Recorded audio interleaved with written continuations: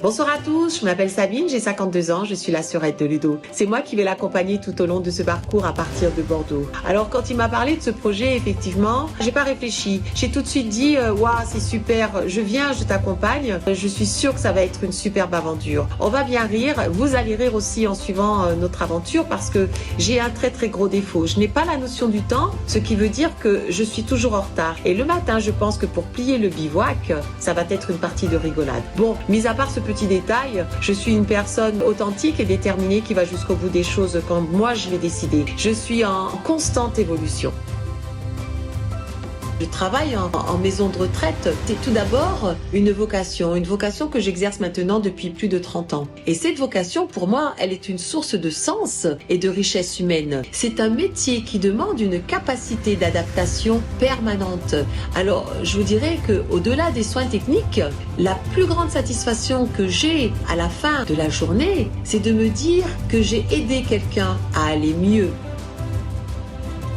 Depuis toujours, j'ai ce besoin profond de vouloir aider l'autre. Les personnes âgées qui m'entourent aujourd'hui, j'adore ce que je fais. Je le fais avec bienveillance, avec empathie et surtout avec beaucoup d'écoute.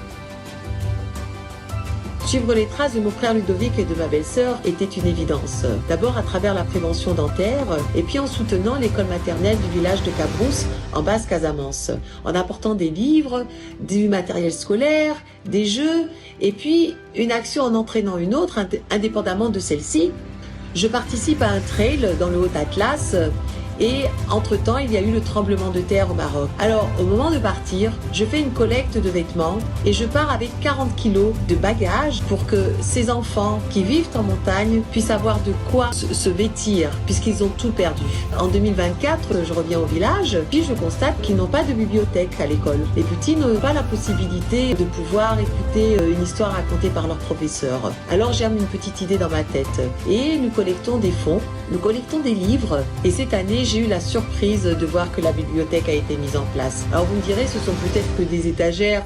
Chaque classe a son moment avec son instituteur pour qu'une histoire leur soit racontée. Oui, c'est une porte ouverte vers l'imaginaire. Et bien voilà, j'ai terminé de me présenter à vous. Vous en savez un petit peu plus sur moi. Finalement, chacun d'entre nous peut intégrer un engagement dans sa routine. Ce petit engagement que je vous demande aujourd'hui, c'est 1 euro. 1 euro pour 1 kilomètre parcouru. C'est une action simple. Alors, passons du statut de spectateur au statut d'acteur, s'il vous plaît. À très bientôt sur les réseaux.